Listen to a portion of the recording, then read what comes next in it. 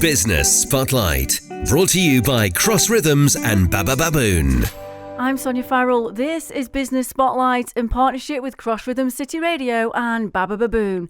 This week we're turning our attentions to hospitality by welcoming Dereece Gardner from the venue Desire, which is based here in Piccadilly in Hanley.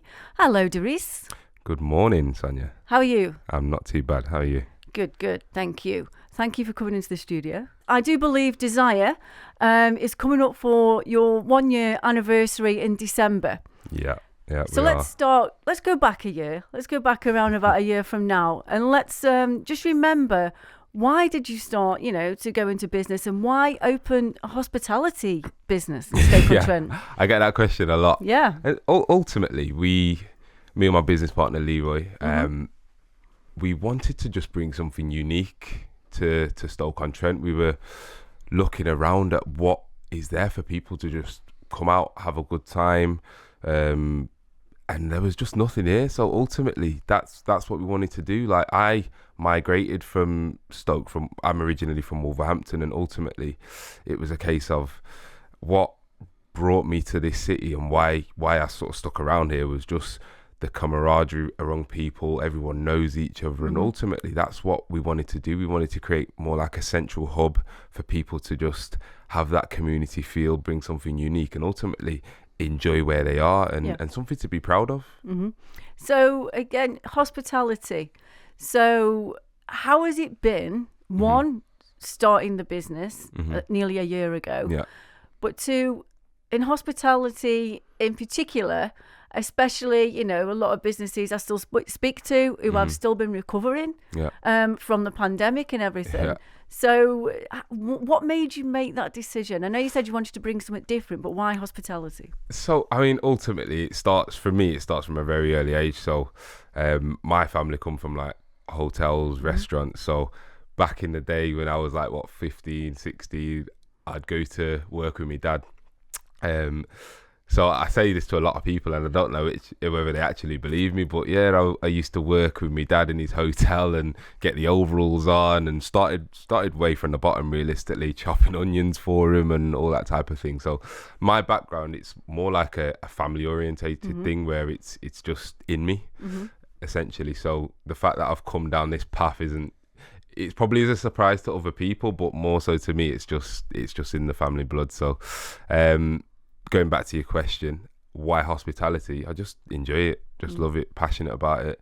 I wake up every morning with a purpose. So, and it's a tough industry, don't get me wrong, but ultimately for me, like, I'm someone who needs challenge, thrives off challenge. So I love it. I wake up every day and can't wait to get started. So, in terms of just coming off the pandemic and things like that, I don't want to give that too much limelight because we're all moving forward. But it's a challenge. It's a challenge. It has its good days and it has its sort of not so good days. But it's that I just see a lot of opportunity. I see a lot of opportunity with it. I see a lot of opportunity in the industry, and there's still so much to be done. Like you've just mentioned, we've just coming up to a year now in December, and there's so much more to come from us. There's so much more for us to do. We're only in second or third gear, realistically. So like it's enjoyable. I love it.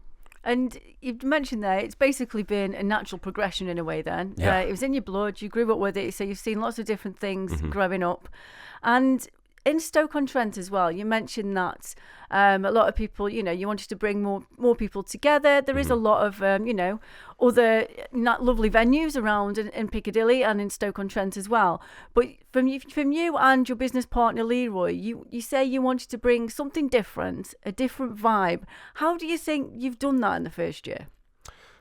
I don't think we've done too bad. Okay. I don't think we've done too bad, just based off the feedback, what we get from people. Like, people come in and they have a great night. The instant reaction is, for me, internally, I know I've achieved something when I look on a customer's face and they come into the building and be like, wow, like, I feel like I'm in Manchester, I feel like I'm in London. And that's ultimately the purpose of it. Like, why should all these big cities and towns have so many things to, let's say, be proud of, where there's so many businesses and good things in Stoke-on-Trent, and especially on Piccadilly at the moment. Like, so that's the aim of it. But that's a real proud moment for me when I can see that and feel the welcome that a customer gives to me as like the owner of the business. Yeah, it's a really good feeling. And something else that I believe you do as well is by trying to do things differently, and you bring events almost, or different themes I've seen that you bring into the venue. Yeah, we do a lot. Like my wife, Chelsea, helps a lot with that. So I've got to give her a plaudits and give her a shout out there. But yeah, we have something going on, ideally every weekend, realistically. So we run things like afternoon teas. We have a big theatrical element to that. We host, like, we've partnered up with your company, Sonya, Baboon, and we host networking events. We host DJs who come down and have a really great time and really give that atmosphere and that vibe to the business. We've had like international DJs as well. Wow. We've had international DJs and brought them down as well for a really good night. So there's always something going on. We've got, on the run up to Christmas now, it's coming up to that really busy time of the year where it's non-stop. So there's things like Christmas parties, Christmas do's and all that going on, and hen do's, you name it, we do it, you know. And just, you've mentioned a lot there. So again, just going into the whole organisation as well as having these different themes, again, for a hospitality venue. It's not just about serving and, ultimately keeping your customers happy, but bringing in different events like that.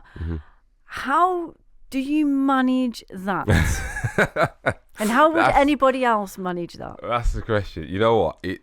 It's all down to the people that you've got around you.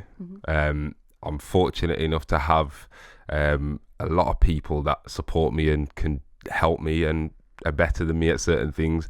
I think probably a skill of mine is I know where I'm not suited and what I'm not good at. So for those things, I help and get people to support me that are better at those things. And I just lean into sort of my strengths and sort of operational, that aspect. But yeah, it's difficult. The main thing for me is I'm good at organising and good at organisation, so that's what I do best. And communication with customers is sort of what I do and what I lean into, and just ultimately developing that relationship. That's what I like to do. That's what I love doing, is building up a relationship with someone. So that's what I do. But yeah, it's challenging. There's a lot to it. There's a lot more to it than what people might think and see. I think, because when somebody, I've probably done it myself in the past, when you walk into a venue, you might not realise everything that does go on behind the scenes. 100%. And I'm going to come back to the question, the point again, should I say, about you coming up to your first anniversary. Now, I'm going to ask you totally honestly, I've been there. I'm still there now, Dereece, sometimes. But how do you, as a business owner, again, yes, you're in hospitality, but a business owner, ultimately, how do you cope with those pressures in the first year? How do I cope? Does it come back to your team again? Or what would you say to somebody out there listening? Now, I think for me, you've really got to be a tough, resilient person. I think that's the key thing for me, is resiliency. You've got to, you're going to get knocks every single day, and you've got to be able to shrug it off and then keep going and keep pushing through. Once you do that, it does get easier. So from our experience, I think opening up such a big business that has heavy outgoings all the time, constantly, consistently, and you've got a really small margin of opportunity to work with, you've really got to maximize every little percentage that you can. And I think, coming from, again, my background of not just hospitality, but my most recent role, I was an area manager.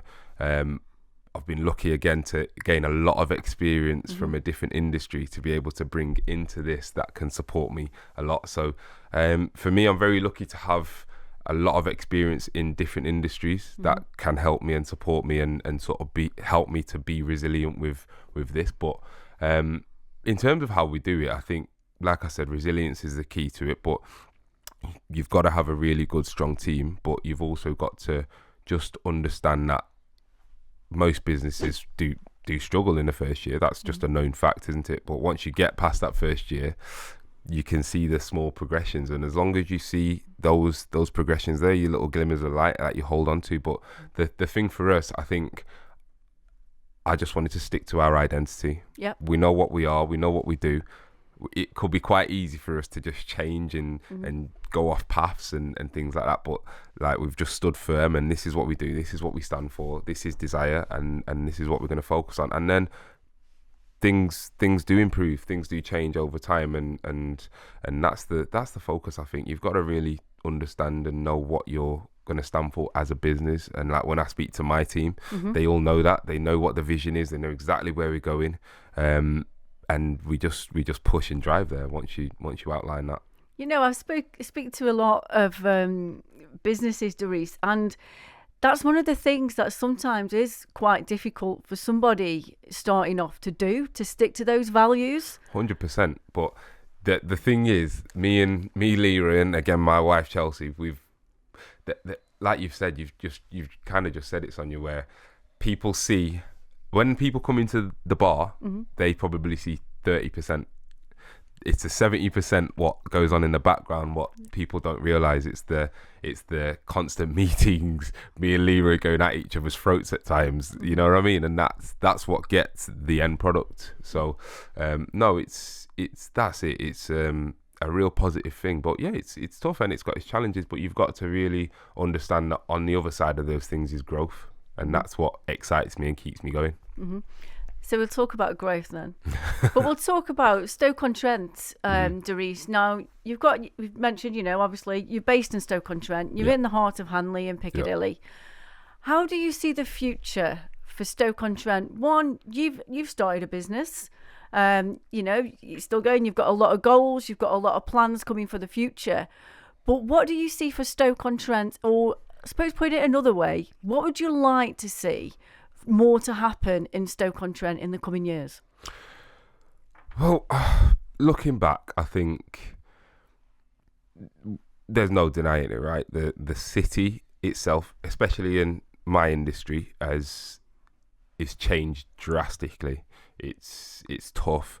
People don't really just go out anymore for just casual drinks. That's why we do a lot of events, because it gets people out. It gives people a reason to go out. People need a reason to come out nowadays. So there's a completely different dynamic shift in terms of pre-COVID. It was a case of people would just go out generally just to have a good time and enjoy it. So in terms of it, it's where I think we can go is there's so much opportunity. There's so much that can be done. Ultimately, I'd probably say we're at the bottom, the lowest it's ever been. But being there, the only way can be, you can't get any worse. You can only get better. And like I've said, like in Piccadilly, there's so many businesses that I could literally shout out that do so many things and are so unique as well. They're all different. You won't find anything that is the same. They're all different. So that's the beauty of where we are as a city on a whole. Ultimately, I think what we need to do is I think it's different for me because I wasn't born in Stoke-on-Trent. Like I said, I've migrated over here.